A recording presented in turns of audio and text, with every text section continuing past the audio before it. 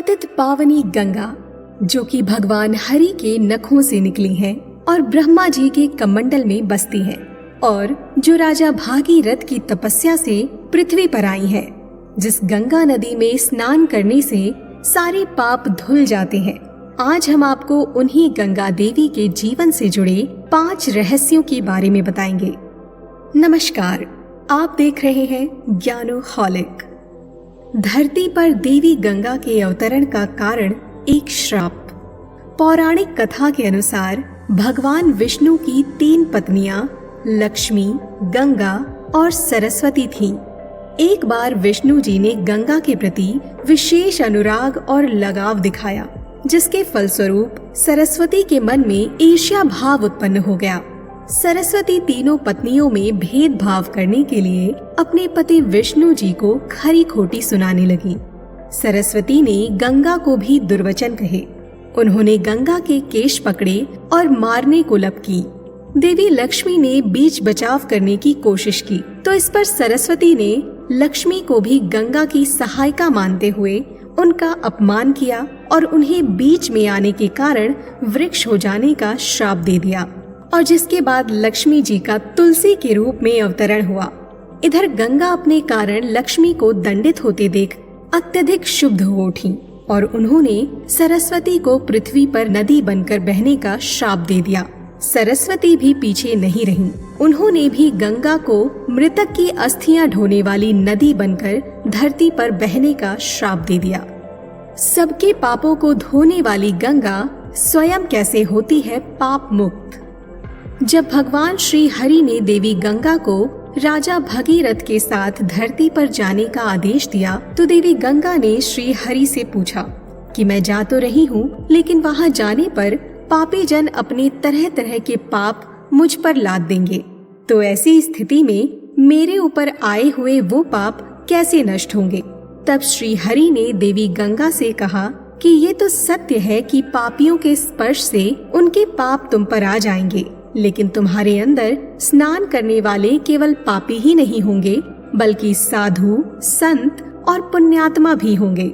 जब भी कोई पुण्यात्मा भक्त तुम में स्नान करेगा, तो तुम्हारे सारे पाप नष्ट हो जाएंगे। माँ गंगा का विभिन्न लोकों में विभिन्न आकार। श्रीमद् देवी भागवत पुराण में वर्णन है कि देवी गंगा विभिन्न लोकों में अलग अलग आकार लिए हुए अलग अलग नामों से जानी जाती है।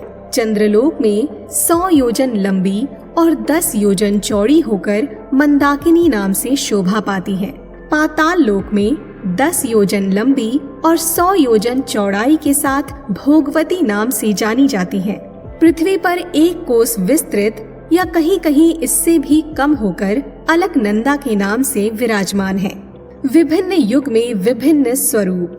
देवी भागवत पुराण में देवी गंगा के अलग अलग युगों में अलग अलग स्वरूप में बहने का वर्णन मिलता है।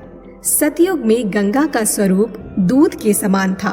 त्रेता युग में चंद्रमा के समान, ये द्वापर युग में चंदन के समान स्वरूप वाली थी, जो कलयुग में जल के समान स्वरूप वाली होकर बहती है।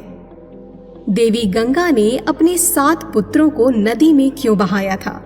महाभारत काल में पुरु वंश में जन्मे राजा शांतनु एक बार शिकार खेलते खेलते गंगा नदी के तट पर आए।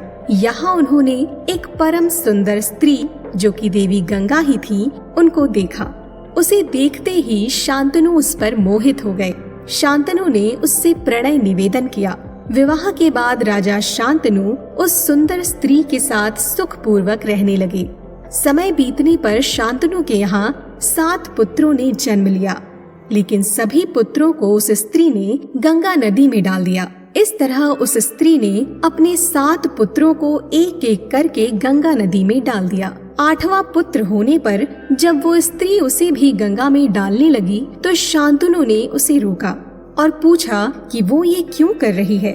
उस स्त्री ने बताया कि मैं देव नदी गंगा हूँ, तथा जिन पुत्रों को मैंने नदी में डाला था वो सभी वसु थे, जिन्हें वशिष्ठ ऋषि ने श्राप दिया था। उन्हें मुक्त करने के लिए ही मैंने उन्हें नदी में प्रवाहित किया। और वशिष्ठ ऋषि के श्राप का वर्णन करते हुए देवी गंगा शांतनु से बताती है कि एक बार पृथु आदि वसु अपनी पत्नियों के साथ मेरु पर्वत पर घूम रहे थे।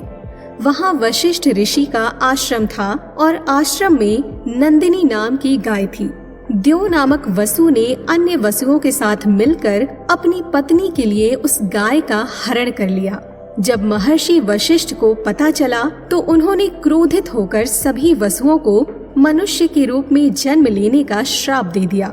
वसुओं द्वारा क्षमा मांगने पर ऋषि ने कहा कि तुम सभी वसुओं को तो शीघ्र ही मनुष्य जीवन से मुक्ति मिल जाएगी, लेकिन इस द्यौ नामक वसु को अपने कर्मों का फल भोगने के लिए बहुत दिनों तक पृथ्वी लोक में रहना पड़ेगा। इस श्राप की बात जब वसुओं ने गंगा को बताई तो गंगा ने कहा कि मैं तुम सभी को अपने गर्भ में धारण करूंगी और तत्काल मनुष्य जीवन से मुक्त कर दूंगी। गंगा ने ऐसा ही किया।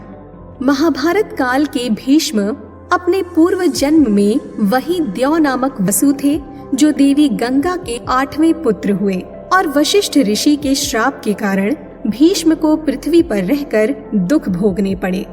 वीडियो पसंद आई हो तो इसे लाइक जरूर करें और दूसरों को शेयर भी करें, जिससे उन्हें भी ये जानकारी मिल सके। चैनल पर नए हैं तो चैनल को सब्सक्राइब करना बिल्कुल ना भूलें और बेल आइकॉन को भी जरूर दबा दें। मिलते हैं अगले वीडियो में। जय गंगा मैया।